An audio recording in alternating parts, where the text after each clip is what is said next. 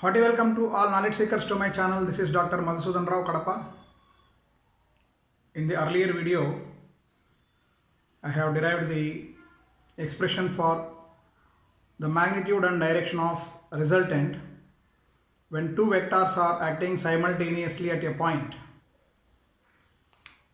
Just to recall the relation, suppose we have two vectors acting simultaneously denoted by P and Q acting at this point O, then by parallelogram law the diagonal passing through the same point represents the resultant both in magnitude and direction. Suppose theta is the angle of inclination between the two vectors P and Q, and alpha is the angle which the resultant makes with one of the vectors P.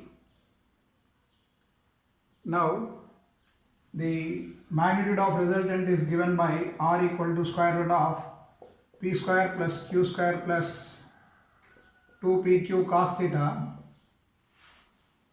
and its direction is given by alpha equal to tan inverse Q sin theta by P plus Q cos theta. So these relations have been derived in some other video. Now let us look at some special cases. Case 1. Suppose theta equal to 0 degree, which means that both P and Q will be acting in the same direction. In such case, as theta equal to 0, the magnitude of resultant R equal to square root of P square plus Q square plus 2PQ cos 0 degree. As cos 0 equal to 1, this will become square root of P square plus Q square plus 2PQ, which is equal to square root of P plus Q whole square. Therefore, R equal to P plus Q. This is the magnitude of the vector, resultant vector. And coming to the direction, alpha equal to tan inverse Q sin 0 by P plus Q cos 0. So this is equal to tan inverse Q into sin 0 is 0 by cos 0 is 1. So this is P plus Q. So this is equal to tan inverse 0 degree, which means that if P and Q are acting in the same direction, then the resultant R also acts in the same direction, which is the sum of two vectors P and Q. This is one case. Again, in this, if P equal to Q, then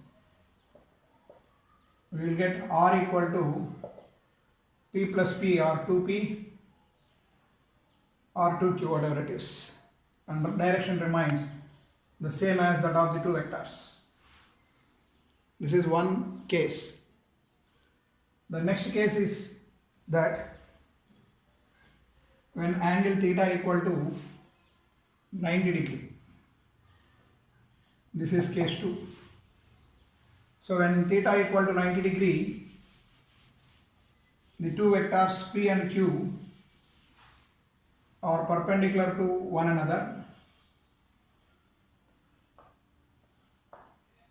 Here theta equal to 90 degree. In such case, R equal to square root of P square plus Q square plus 2PQ cos 90 degree. So square root of P square plus Q square plus cos 90 is 0, so this term becomes 0. So R equal to square root of P square plus Q square. If P equal to Q, then r equal to square root of p square plus q square, 2p square or 2q square, which is equal to root 2 times one of the vectors p or q. And coming to the direction alpha, which is tan inverse q sin alpha, q sin theta by p plus q cos theta. So this is equal to tan inverse q into sin theta. Theta is 90 degrees, so sin 90 is 1 by p plus q into cos 90 is 0. So this is equal to tan inverse q by p. So this is the second case. Next, coming to the third case, when theta equal to 180 degree.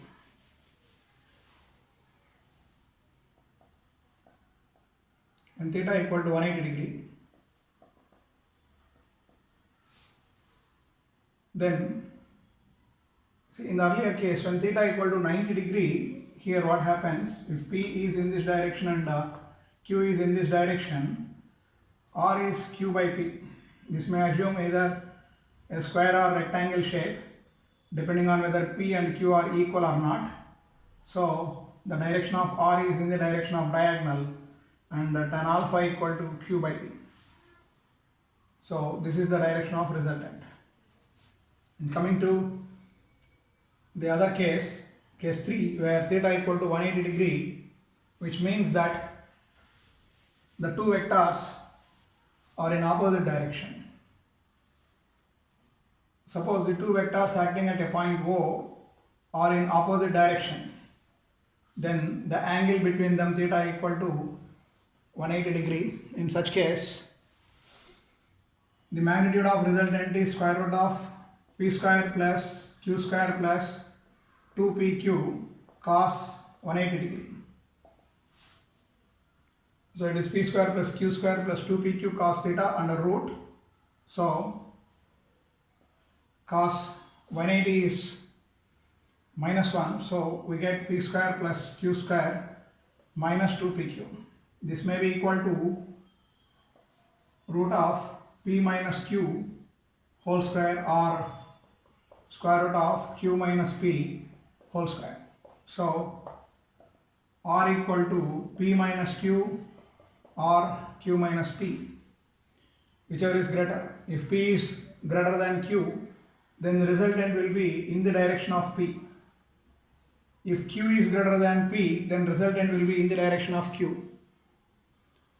So that is the difference between the two vectors. Resultant is the difference between the two vectors. And if p equal to q, this is a special case where if p equal to q, then r equal to 0, because p minus q or q minus p equal to 0. That means the particle or the body which is subjected to two equal and opposite forces will be in equilibrium. So the net force or resultant force is 0 in such case. And coming to alpha, which is tan inverse q sin theta by p plus q cos theta. This is equal to tan inverse q sin 180. Sin 180 is 0. So 0 by anything is 0. So it is tan inverse 0 or 0 degree. So that is how we can find the magnitude and direction of the resultant in different cases. Thank you very much. In some other video, I will explain some other important kinematic relations. Thank you.